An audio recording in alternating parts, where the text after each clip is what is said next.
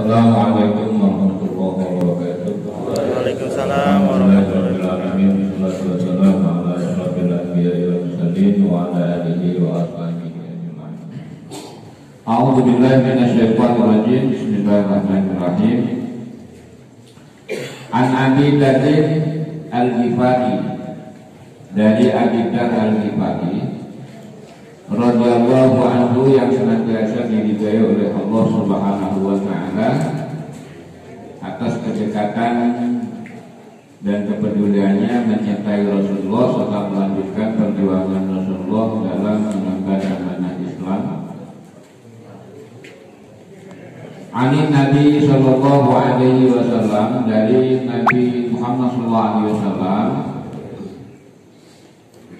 bima yalwihi an rabbihi, di mana Nabi meriwayatkan dari Tuhannya, yaitu Allah Subhanahu wa taala azza wa jalla, annahu, sesungguhnya Allah berfirman, ya ibadi, hai hambaku, inni haramtu dzulma ala nafsi. Hai hambaku, sesungguhnya aku mengharamkan kezaliman terhadap diriku. Atau kita berbuat zalim kepada Allah. Nah, bentuk zalim itu dengan berbagai bentuk. Jadi kata Allah, saya mengharamkan zalim terhadap diriku. Maka juga maka kata Allah, wa ja'altuhu bainakum muharraman, dan aku menjadikan bagi dirimu juga sesuatu yang haram. Jadi bisa maknanya bermakna, saya mengharamkan zalim terhadap diriku, baik diriku kepadamu, dirimu kepadaku. Jadi Allah sendiri walaupun sering menimpakan musibah, misalnya pada saat ini kita sedang ramai karena virus corona, itu Allah nggak berbuat zalim, karena hakikatnya musibah itu sebagai uji keimanan kita. Berbagai macam musibah, ma asaba min musibatin illa biiznillah. Tidak ada yang namanya musibah apapun, baik dan buruk, kecuali memang sudah diberikan oleh Allah. Maka seberapapun murkanya Allah kepada hambanya, itu masih kalah dengan rahmatnya. Karena Allah sendiri menyatakan inna rahmati sabaqat ghadabi. Jadi ini memahami, jadi ketika Allah, aku haramkan kezaliman bagiku, maksudnya aku berbuat zalim kepadamu, juga kamu berbuat zalim kepadaku, gak bisa. Wa ja'altuhu bainakum muharraman, dan aku jadikan bagi kalian itu haram juga, artinya antar kita. Maka perintahnya Allah mengatakan fala tadzalamu, maksudnya janganlah saling di antara kalian saling mendolimi, karena kezaliman itu sekecil apapun itu haram. Nah, zalim itu apa? Dzulm itu standar yang paling kecil itu apa? Merendahkan orang lain. Gitu. Kalau merendahkan diri dari orang lain itu ada dua. Ada yang mulawwamah, ada bighairi mulawwamah. Kalau merendahkan diri dari orang lain itu sehingga dia tidak dihiraukan oleh orang lain, artinya keluar malu menyampur malu, mau jamak musulah malu aja, itu namanya justru lebih rendah harga dan martabat kita. Tetapi merendahkan diri untuk tidak menyombongkan diri, tidak menunjukkan kelebihan diri, biasa itu namanya tawadhu. Ada mulawamah, ada bighairi mulawamah. Jadi mulawamah itu terendahkan, bighairi mulawamah itu tidak terendahkan. Sama dengan ketika kita merendahkan diri kepada orang lain tapi lebih dihormati. Oh, orang itu mah nggak bakalan dia mah. Nah, pokoknya kayak tadi itu teman kita ini kan beliau bukan nggak bisa. Korek aja semua, ilmunya banyak kok. Mending kan banyak ngomong. Kalau saya kan banyakan ngomong nih. Iya, banyakan ngomongnya daripada minum kan, dari tadi belum minum. Nah, jadi gitu. Terus ada al-mulawamah bimulawamah, ada al-mulawamah juga dimulawamah. Ini adalah kecenderungan nafsu merendahkan diri, tapi justru akan diangkat derajatnya. Misalnya, kenapa kita sujud? Karena kita merendahkan diri di mata Allah, di sisi Allah. Makanya ketika kita menyebut Engkau Maha Tinggi ya Allah, Maha Agung, terus wajah kita samakan dengan bumi, itu hakikatnya sujud kan? Ya, artinya kalau diartikan, ya Allah, wajah saya yang sedemikian saya jaga itu di sisimu gak lebih dari tanah gitu. Kenapa? Minha khalaqnakum. Ya, kalau itu menjadi kosan kita, minha khalaqna wa fiha nu'iduna wa fiha nukhrijuna. Ya. Dan dari situ atau dari tanah itu kami kau ciptakan dan kau kembalikan kami ke dalam tanah, dan nanti dari tanah itu kau membangkitkan kami. Kalau di ayatnya kan minha khalaqnakum wa fiha nu'idukum wa fiha nukhrijukum taratan ukhra. Jadi kedoliman itu, kalau kedoliman, kalau bentuk apa namanya objek kedoliman itu ada dua, dolimun dinafsihi atau dolimun dibayi, hubungan dengan manusia. Dolimun dinafsihi, mendolimi diri sendiri itu misalnya mandi itu hukumnya apa? Mandi, hah? Ayo. Mandi itu asal hukumnya mubah.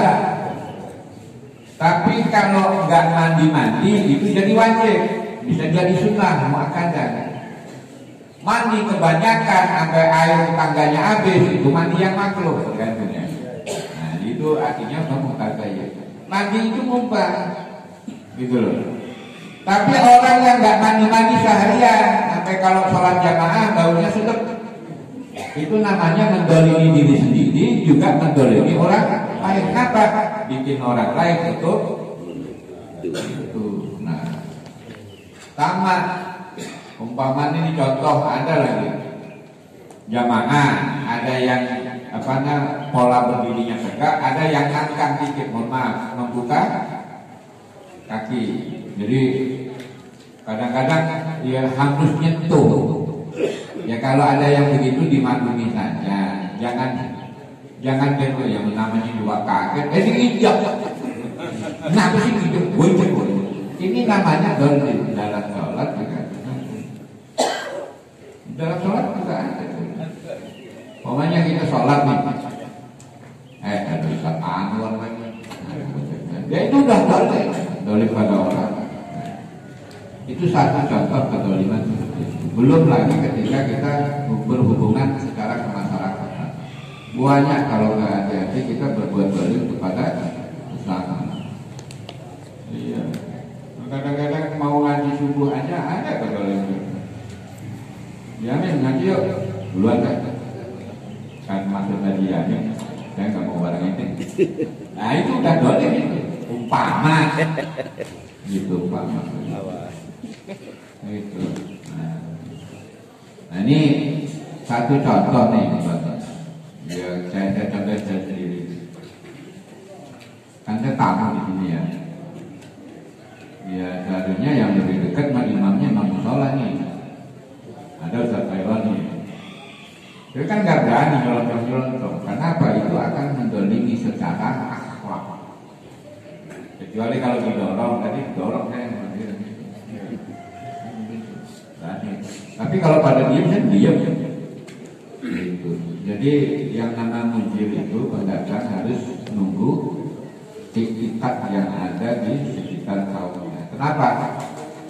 Masya Allah, walaupun Al-Qurannya banyak, bagus, tapi kalau jamaahnya lagi nggak serak gitu, itu orang siapa itu datang-datang main maju diam. Kenapa? Asal lafalatik layuk barullahu ta'ala sholatu. Ada 10 yang tidak akan pernah diterima oleh Allah sholatnya. 10 kelompok. Siapa itu? Rajulun yaqummu qaumin wa hum kalihun. Ada seorang imam maju aja, terus makmumnya ada yang dekat satu aja, dia lagi sholatnya nggak diterima. Ayo lu. Makanya siapapun imam, makmumnya harus arif. Iya nggak apa-apa gitu. Tapi kalau kita dekat, dia lagi. Ada lagi yang dia maju, duduk lagi. Ada nggak yang gitu? Emang kagak ada yang lain gitu.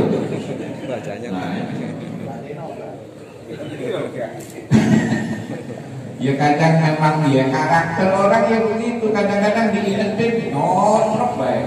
Apa nyosrok? Dia nggak mau diingetin. Kadang-kadang kalau diingetin tersinggung. Kan diganti orang mau. Emang lu siapa? Gua yang melayu di sini. Gitu. Jadi ya karakter itu, makanya derajat sholat jamaah itu besar. Kenapa sampai 27? Ada yang mengatakan 25. Karena memang pengendalian diri kita penting. Gitu kan. Apalagi umpamanya Pak Minta imam kan. Ihdinas siratal ladzina an'amta 'alaihim. Pak Minta salah.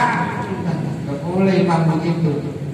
Yang baik dibenarkan bacaan yang salah. Ihdinas siratal mustaqim siratal ladzina an'amta 'alaihim ghairil maghdubi 'alaihim waladdallin. Pas kita baca begitu, Pak Mintanya dengar tapi bingung, nggak bisa mulai. Udah namanya keder, langsung ruko sah sholatnya. Karena gara-gara seorang makmum membenarkan bacaan salah, maka sholatnya jadi nilainya tetap 20. Tapi kalau makmumnya memang sudah punya clash dengan Ustaz Minta, tuh kan gue bilang apa pada hatinya salah gitu. Makanya jangan main maju baik. Udah salatnya batal dan Allah akan mencaci. Nah ini hati-hati. Ya, jadi imam juga jangan nyelonjong-nyelonjong amat gitu kan. Jadi imam jangan nyelonjong-nyelonjong amat. Udah apa ada yang paling bagus ini kok Quran saya mah ya. Lu nggak mengantar, gua yang antar enggak kayak begitu juga, gitu kan? Nggak boleh. Makanya makmum yang arif itu terima karena Allah, ingatkan karena Allah.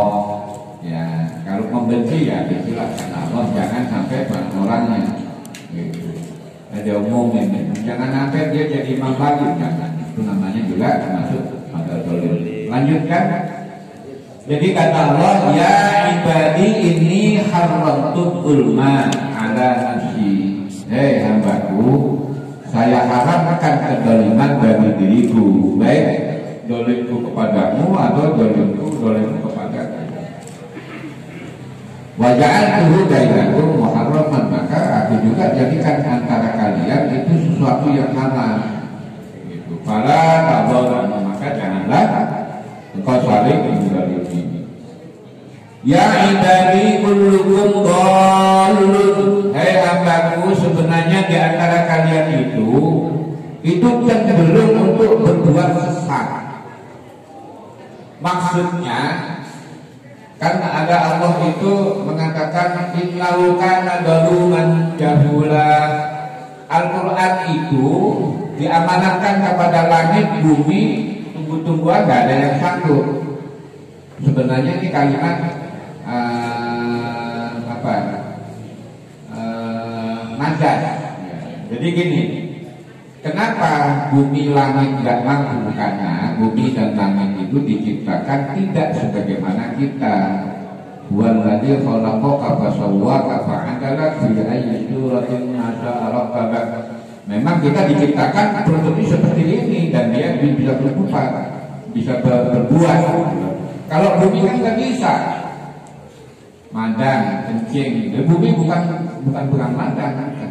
Nggak ada bumi ngopi, matahari ngopi, langit ngopi, nggak ada. Nah, ini menunjukkan bahwa memang Al-Quran itu sebagai panduan bagi kehidupan manusia dan makhluk-makhluk yang diberikan di antaranya. Sehingga bedanya dengan kita, maka jin dan lain sebagainya, karena Allah sudah mengatakan walaqad karramna bani Adama, dan aku akan lebihkan manusia itu daripada yang diwa faddalna ala katsirin mimman khalaqna tafdila. Jadi menunjukkan nggak bisa bumi itu megang Quran, nggak bisa, maka akan hancur, akan tidak berupa bentuk. Nah, hanya manusia. Tetapi Allah bilang innahu kana zaluman jahula. Artinya walaupun manusia itu cenderung bodoh dan zalim gitu. Nah, oleh karena itu Allah mengatakan dan kamu itu sering atau cenderung kepada kezaliman. Kata Allah, ilahan ada itu kecuali yang aku berikan petunjuk. Dengan apa? Dengan penggunaan akal dan pikiran. Maka kalau kita hidup nggak pakai pikiran, itu banyaknya sesat. Ini mandang, ya mandang apa kek, mandang siapa kek, begitu. Tapi kalau pikirannya dipakai, ini boleh apa enggak, ini punya siapa, oh ini halal, ini haram gitu. Maka untuk bisa menggunakan akal dan pikiran, panduannya adalah petunjuk, dalil. Dalil itu apa? Ya petunjuk. Petunjuk itu apa? Ya dalil. Dalil apa? Ya petunjuk. Nah, dalil itu macam kalam Allah, kalam nilai Quran, terus hadis Rasulullah. Hadis Rasulullah itu adalah karakter Rasulullah, fikriyahnya, kauliyahnya, takdiriyahnya. Ayat-ayat itu fakta alam. Ini kenapa? Karena manusia itu diberikan potensi untuk sesat. Maka kalau ada orang sesat, itu jangan disesatkan. Kenapa? Karena Allah memang menghiasi kita sesat. Maka Rasulullah, kalau ada orang sesat, tunjukin. Kalau ada yang salah, benerin. Kalau ada yang bodoh, ajarin. Kalau ada yang lapar, dimakan, sempanin. Kalau ada yang memutuskan hubungan, sambungin. Kalau ada yang punya duit, sumbangin. Jangan diambil duitnya. Udah kamu punya duit, diambil. Lah itu namanya hidup ketergantungan kepada usaha. Karena Allah menciptakan ya Allahu yajma'u bainakum. Allah itu menciptakan kita kebersamaan, nggak bisa. Pasti kita itu tergantung kepada sesama. Kenapa? Jaminan kesempurnaan kebutuhan kita itu tidak Allah langsung berikan langsung, enggak, lewat